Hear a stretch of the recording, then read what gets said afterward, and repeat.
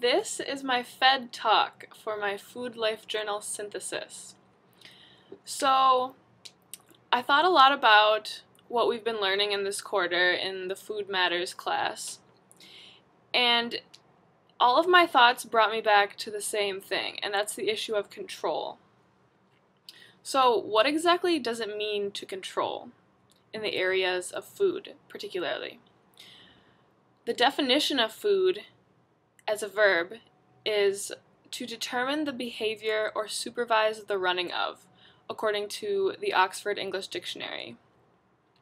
So that just got me thinking, determining the behavior and supervise the running of. And so here in America, I was just wondering, do we control what we eat, or does what we eat control us? In America, we like to think that we have a lot of control over everything that we process, everything we do, everything we say. We like to think that we have freedom of speech, we can do and say whatever we want, and we don't like to be dependent on a lot of things.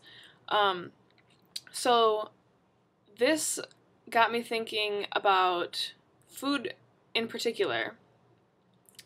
We think that we control what we eat, but in effect, what we eat actually controls us. If we didn't eat anything, we couldn't do anything. So we are dependent on it. We're dependent on nature and everything else. Humans can't do everything, and I think that really scares us. It all goes back to fear of what we don't know. You know, as the old saying goes, ignorance is bliss. However, in America, that seems to be quite the opposite, actually. Ignorance has never been bliss for us in America, and everything that we don't know is terrifying to us. For example, our country always has to be on top, whether it be technology or nuclear, that's type of technology, or food manufacturing, or anything of the sort.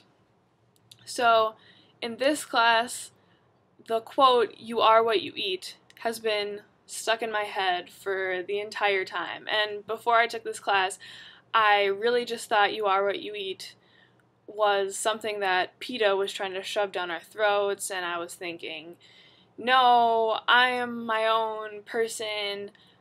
What I eat doesn't affect how I live, but in effect, it really does. It affects what your mood is. If you're eating unhealthily, you're probably not going to have as much motivation to get things done. Not saying it determines one's personality, but it definitely affects your mood and how you're living from day to day. And this is why I think that we are controlled by food, much more than we like to think we are. It's kind of like a car that runs on gas.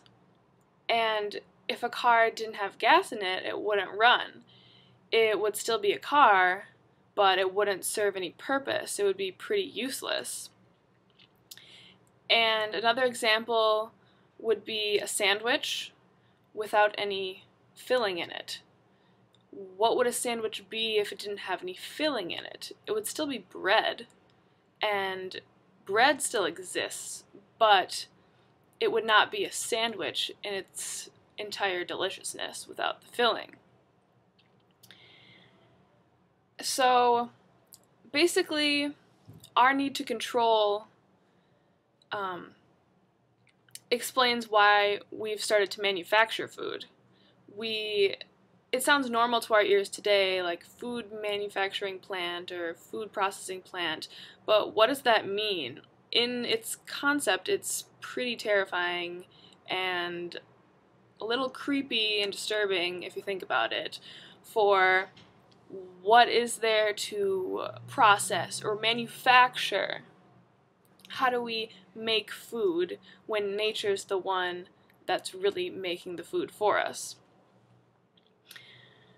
So in effect, the more we control, the more we lose control, as we're starting to put fake triglycerides and red number 5 in our food, which isn't food, and